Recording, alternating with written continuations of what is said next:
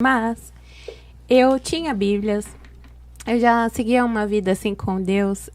Aliás, todas as mudanças que eu fiz lá atrás, que eu não entrei nesse detalhe, mas agora eu vou entrar. Eu sempre estava debaixo de uma palavra, ou seja, pedindo, sabe, a intenção. Porque a gente tem vozes. E se você entender, existem 5 vozes, né? A voz... Vamos ver se eu vou lembrar de todas. Existe a voz externa do outro. Existe a voz interna, que essa a gente tem que entender. Existe a voz do inimigo falando na nossa mente. Existe a nossa própria voz. São 5 vozes, gente. Não vou lembrar todas agora. Que é a externa de outra pessoa, a nossa própria voz, a voz de Deus, que tem pessoas que vão chamar de intuição. Do inimigo, assim, colocando na nossa mente. E tem mais uma, que agora eu não vou lembrar. Mas é muito importante você discernir essas vozes, sabe? Todo momento. Porque aí você baixa de novo, você volta para a frequência certa e você entende quando algumas pessoas chamam de intuição, mas é a voz de Deus que tá ali falando, te apontando para o caminho. Então, poxa, aí você tá sempre conectada com a tua essência. Então, se a gente vai escolhendo por esse caminho, então lá atrás faz mais sentido todas as mudanças. As pessoas não vão entender. E não é para elas entenderem, é para você entender o caminho. Então, todas essas mudanças sempre eu fiz baseada em palavras, sabe? E é uma coisa que já estava... Todos nós temos, né? Essa voz, todos nós Todos. temos. Mas nós que excluímos ela da nossa vida. É uma forma, assim, da gente escolher estar aberto para essa voz.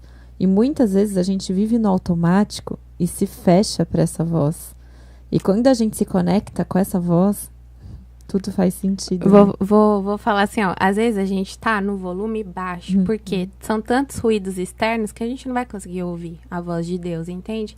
Então, se você vai ouvir a voz do que estão te falando ao redor, do que estão falando pra você, a voz da comparação, julgamento e tal, você não vai ouvir. Então, você tem que baixar os ruídos externos pra você deixar fluir a voz que tá no teu interno.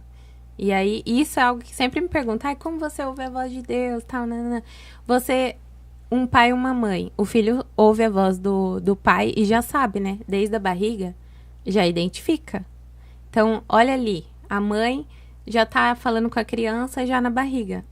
Então, a criança ouve a voz do pai e da mãe de longe. Aquilo tem intimidade.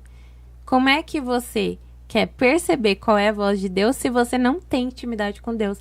Você não conhece Deus, você não passa tempo com Deus.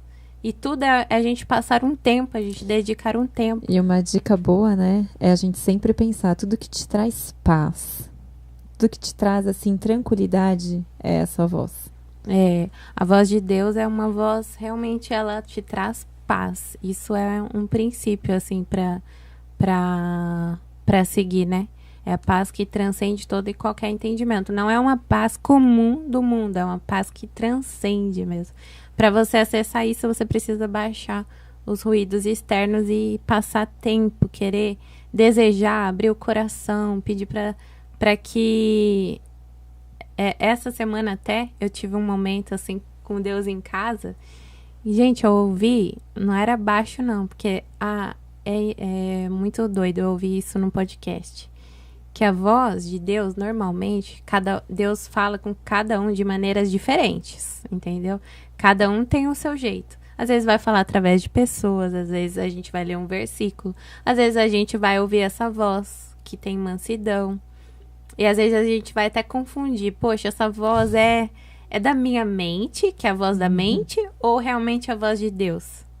E aí que chega até de tão suave, tão mansidão, traz uma paz assim que a gente pensa e chega até a confundir.